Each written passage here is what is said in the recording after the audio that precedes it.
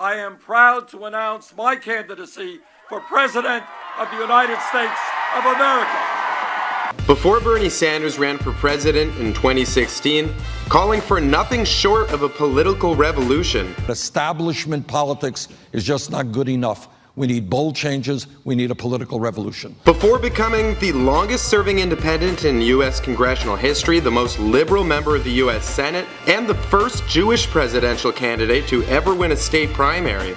We won because of your energy. Thank you all. Before he participated in the civil rights movement, before giving the world perhaps the worst rendition of Woody Guthrie's This Land Is Your Land. As I went walking that ribbon of highway, I saw above me that endless skyway. Before he sent shivers down the spines of Wall Street executives. The gentleman who is head of Goldman Sachs, he said I was dangerous, and he is right. I am dangerous for Wall Street. Bernie Sanders grew up in a Jewish family of modest means in Brooklyn, New York. Believe it or not, as a kid he was really into sports. His elementary school basketball team won a borough championship, and he was the captain of his high school track team. In Rolling Stone, Matt Taibi described Bernie as the rarest of Washington animals, a completely honest person. And love him or hate him, he has fought for the same principles his entire life. As a young man in the University of Chicago, he was a member of several socialist organizations. He also participated in the civil rights movement. He participated in the March on Washington, led the first civil rights sit-in in Chicago's history, and was even arrested protesting against segregation. What's going on, guys? I'm Matt Rubel, documenting the life of Bernie Sanders prior to fame, here for you on Before They Were Famous. Now, we've already done a video on Bernie Sanders, but with the election in full swing, we thought, let's give you a shiny new update. If you want more videos on Bernie Sanders, I actually cover him extensively on my channel, Question Time. Now, as some of you know, I edit most of these videos, so I know how distressing it can be for a lot of you to see someone other than Michael hosting these videos. But I promise you, he will be back very soon. So instead of panicking, let's talk about the old, unpolished, self-proclaimed democratic socialist whose massive support amongst young voters has baffled Washington insiders and credibly threatened the presumed inevitability of a Hillary Clinton presidency. I'm not Elvis Presley. Let's just get on with it.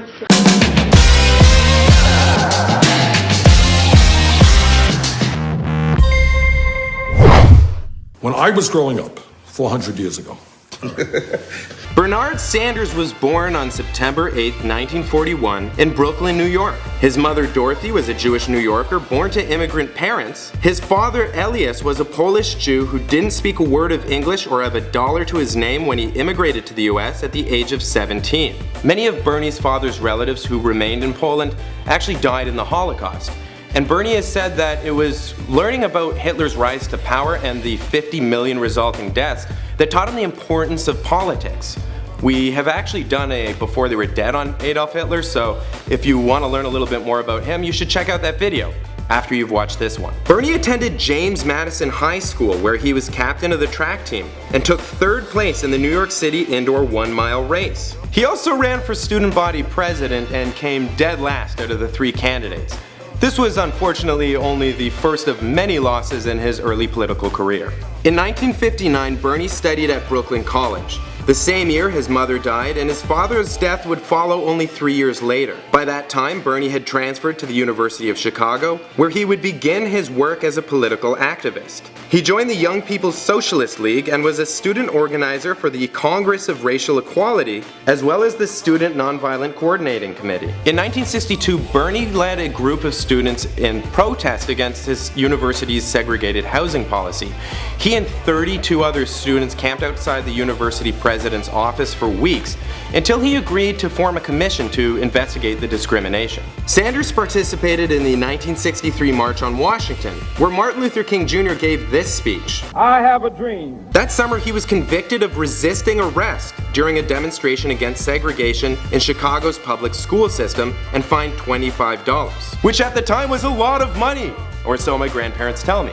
Now, Bernie was also involved in a lot of anti-war movements. He was against the war in Vietnam, But for the record, he's actually never criticized those who fought and has been a champion of veterans' benefits. Bernie joined the Liberty Union Party in 1971 and ran several failed campaigns with that party. He ran for the US Senate in 1972 and 1974, and for governor of Vermont in 1972 and 1976. After 4 losses, Bernie Sanders decided to leave the Liberty Union Party, and for a short time he worked at the American People's Historical Society as a writer and director, where he actually made a documentary about one of his personal heroes, Eugene Debs. The socialist movement. It has given me my ideas and ideals, my principles and convictions, and I would not exchange one of them for all of Rockefeller's blood-stained dollars. In 1980, his good friend Richard Sugarman encouraged him to run for mayor of Burlington, Vermont, and he did, this time as an independent. His opponent, Gordy Paquette, was a 5-term Democratic mayor who was so cooperative with Republican leaders that they didn't bother to field a candidate to run against him. Paquette painted Bernie as dangerous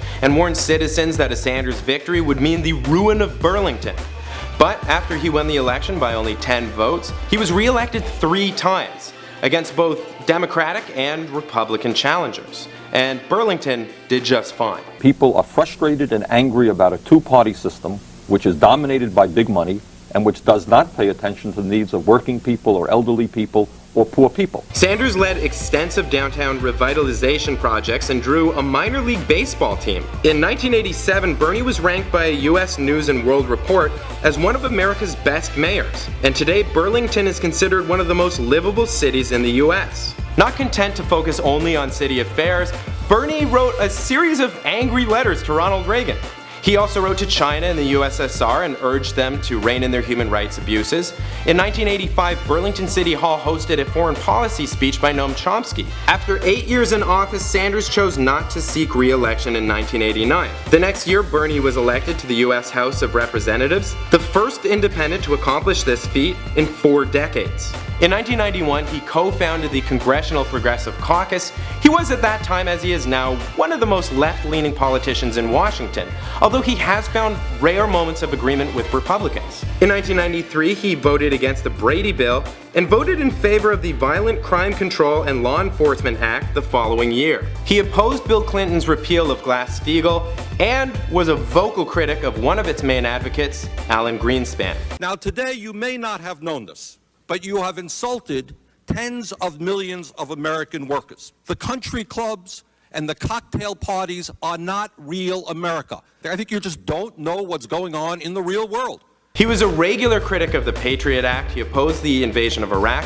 and he was constantly criticizing the Bush administration for their cuts to social programs. In 2005, Sanders ran for Senate. He secured support from much of the Democratic Party's leadership, including Barack Obama and Vermont Governor Howard Dean. Sanders won the election by a 2-to-1 margin, and he was re-elected in 2012 with 71% of the vote.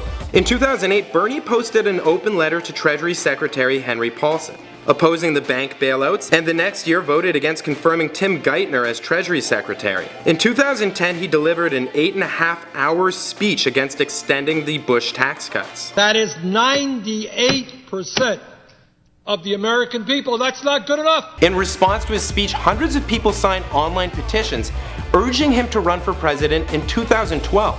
That's right, primarying Barack Obama. These supporters would have to wait until 2016, and the rest of the story, well, you know the story because this is before they were famous. Stand up proudly to advocate how they're going to shut down plants in America and move to China. Thanks for watching, guys. I'm Matt Rubel, and I cover Bernie Sanders regularly on my channel, Question Time. Now, Michael's done it before they were famous on Hillary Clinton. He also recently did an update on Donald Trump. So be sure to check out those videos. Also, let us know in the comments down below who's next. I am proud to say that Henry Kissinger is not my friend. Journalists have asked who you do listen to on foreign policy, and we have yet to know who that is. Well, it ain't Henry Kissinger, that's for sure.